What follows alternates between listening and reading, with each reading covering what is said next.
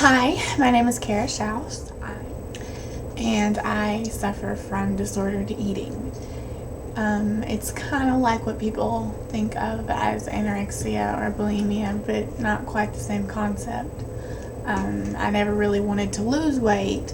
If anything, I wanted to gain it. But anytime my body would get under any kind of stress or anxiety, I threw up or wouldn't eat or couldn't keep any kind of liquids down. So it was a hard battle. I've been in and out of the hospital for about 5 months now. I've lost over probably 40 pounds, and it's been a rough road. But we're on the road to recovery. We're, working out a place to find that can help me figure out different coping skills to deal with stress and anxiety rather than my body just doing this. But eating disorders and disordered eating is something that's very misunderstood. It's something that people from the outside looking in don't understand, but from the inside looking out, it's miserable. It's not something we choose to do. It's something that just kind of takes over. It's not something that we really want. It's something that, or at least for me, I would give anything for it to go away. But at the same time, it's something that's hard to let go. So it's been rough, but I know that I'm not alone. And I hope that my battle with this, finding a treatment center that can help me, and the doctors that I've worked with here, and I hope that somehow through all that it can help somebody else too.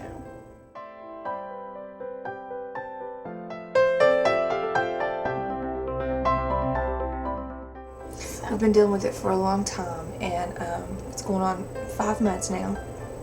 And we could see within Kara that this is not something she was choosing for herself, but it was something that kind of took over.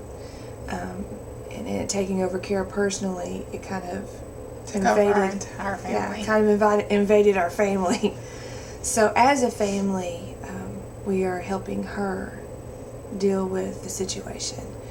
And I would encourage anyone out there who feels like they have this disorder, whether it be anorexia or bulimia or panic anxiety type situations like Kara has, that you find somebody that you can trust. You find somebody that you're comfortable with, and you share that with them and let them know, because this is not a shameful type of disorder. But it feels like it a lot of times, as young people, or I'm sure as even adults, you feel like people look at you like you're crazy when you talk about it, or if you admit to it, you feel like they look at you like you're just insane, because it doesn't make sense to want to throw up or to purge or to restrict yourself from eating. That doesn't make sense. Even to us, it doesn't make sense. But that's not what we're trying to do. It's not a conscious choice that we're making. It's a choice that our body makes for us, and it feels like we don't have any control. But because of that, we know how people look at us, and we know the judgment that comes along with it, and because of that, it makes it very difficult to want to talk to anybody about it or admit any part of it. I think it could be the same way for the families too, because as a mom, I've tried to help Kara every way that I knew how, physically, mentally, spiritually. We as a family have tried to deal with this from every aspect. Of course, we have put our spiritual faith out front, because we believe that God is a healer and that He has already healed Kara from this. But walking out her miracle has been a team effort, and we have had some wonderful doctors that have been willing to help us in this process. They've encouraged us in our faith. They've encouraged Kara physically to work towards understanding what's going on with her and finding the right resources, whether it be counseling with her pastor, her youth pastor, or whether it be counseling with other individuals, a psychiatric team or a psychology team. So we believe that the team effort is what is going to help Kara, along with the efforts of her family, just loving her through this and helping her find avenues to express herself and learn how to cope and deal with her anxiety and her panic, so that when she feels the urge to purge her body from food, that urge is fought not only by the Word of God, but also by the strength that she draws from the people around her. Well, and I think it's important to find an area in your life that is a passion for you. Mm-hmm. And, I'm learning more and more that when this urge comes, focus on that. Mm-hmm. Focus on your passion. Focus on what you love to do. And even if that means taking 30 minutes away from everything and everybody, then do it. But at the same time, I've also noticed this disease, it almost makes you not want to be around people in general. It completely took away my social life. I let it take over everything. I had no more friends. I didn't go out and hang out with anybody. I didn't do anything because, food is everywhere. It's not something you can hide from. It's not. It's something that it doesn't matter where you are or who you're with. Food's everywhere. You can't hide from it.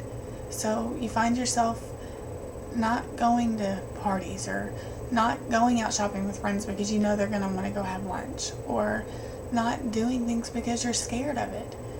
And it makes you accountable, and it makes that responsibility of not doing it more on your shoulders. Yeah, and it affects the family in the same way, because there's been oftentimes, because I've known what Kara's going through, that I'm like, well, I don't want to eat in front of her, or, when we've been in the hospital, it's been really weird because, she would be throwing up, and here I'd be trying to eat a cheeseburger and feeling guilty about trying to eat while she's throwing up, but I have to understand that I have to take care of myself too. I mean, it's not something that just you go through. It's something your entire family goes through with you. Yes. And it's something that anybody who's a big part of your life, anybody who is an influence in your life, they suffer the consequences of this disease with you.